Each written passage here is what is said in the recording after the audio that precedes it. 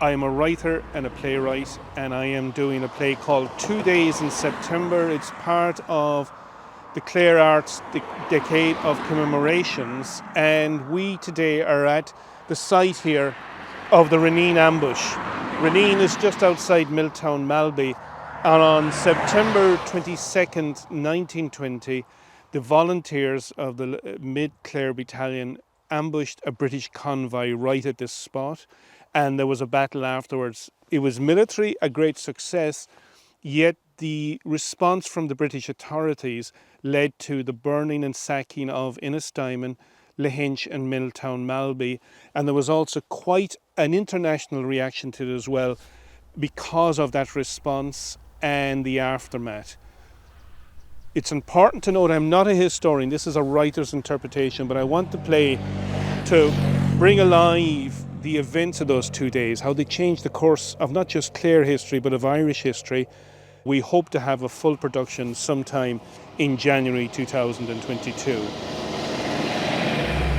What audiences can expect from 2 days in September is to be compelled, to be frightened, to be engaged, at times even entertained, but most of all to reflect upon the men and women and what they went through those 2 days in September and the importance of those 2 days to the freedoms and society that we live in today.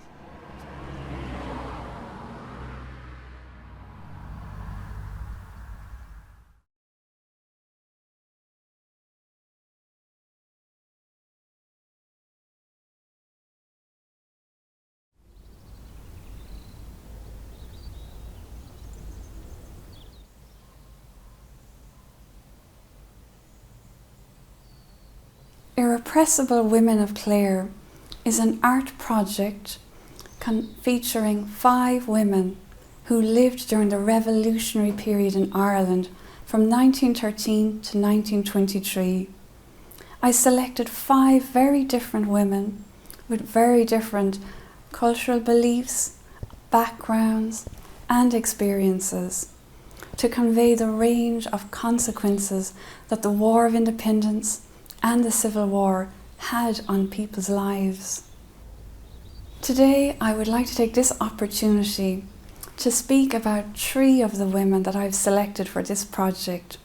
Georgina Frost came from 6 Mile Bridge and ended up becoming the first woman elected to public office in the United Kingdom and Ireland when she was appointed Petty Sessions Clerk.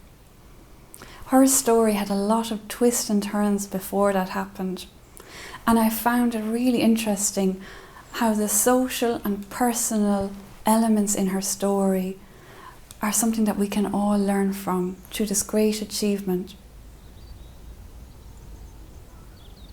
I chose Kathleen Talty because of the lack of recognition she has received over the past 100 years for the remarkable work she did as a member of Connole while working as a maths teacher in Manchester. In her role, she collected funds, was responsible for dispatches, and was personally involved in the escape of many notable Irish prisoners from jails in England.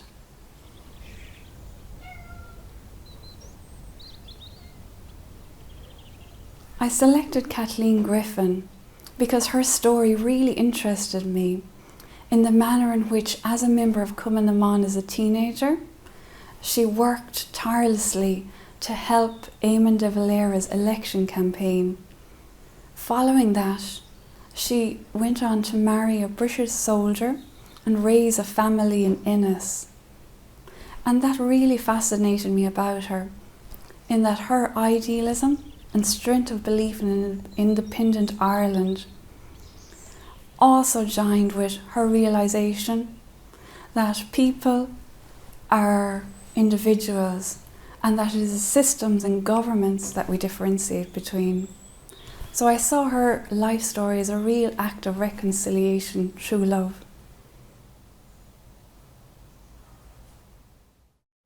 What I hope the audience feels or thinks when they see these works in the exhibition is how interesting each one of these women are, and find something to connect with in each one of their stories. I think as well, the range of stories is something that we're really looking at now with Irish history, rather than just one perspective. And I hope that these works and the manner in which I've created them allow people to feel excited and interested in this time period, and to leave the exhibition with a better understanding of what it was like 100 years ago.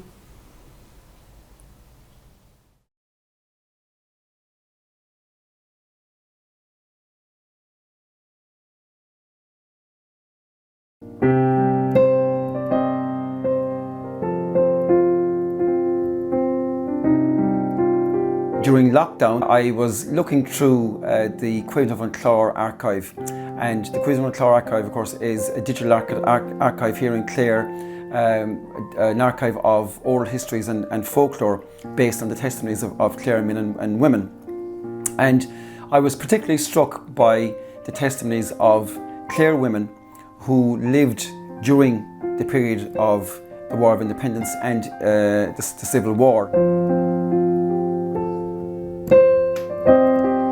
I was intrigued really by the involvement of women in the War of Independence, providing safe houses for volunteers on the run, women who would have witnessed shootings, beatings, interrogation, bullying, burning, just the whole psychological and emotional trauma that they would have gone through, just like their male counterparts. I've taken the testimonies of several Clare women from the archive, and I've reworked, I suppose, their stories creatively into a monologue of 5 stanzas. I fought the war. I fought the war that time the Thames attacked before the dawn and dragged us from our beds, shouting, terrorising, bayonets drawn. And then I've written music to kind of create, I suppose, a little bit of atmosphere for the piece, and that's being recorded by Marie on piano and Emer Howley on fiddle and viola. I fought the war. I fought the war in a local pub. I really do hope that you really enjoy and that you get something from the finished product, the audio track.